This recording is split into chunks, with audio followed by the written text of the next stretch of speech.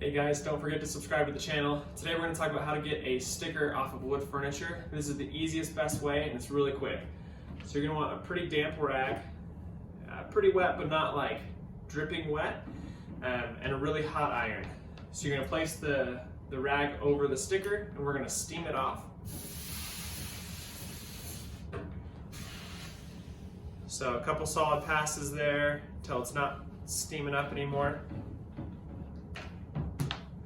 Make sure that the rag's going to be really hot, so pull it from a different corner, pull it off there, and then just go to a corner of the sticker. As you can see, it's going to pull up really easily. Now there's going to be a touch of glue left over. You can either go over it again with a rag, or I'd recommend WD-40 and just wipe that on, wipe it off. You're good to go. Thanks.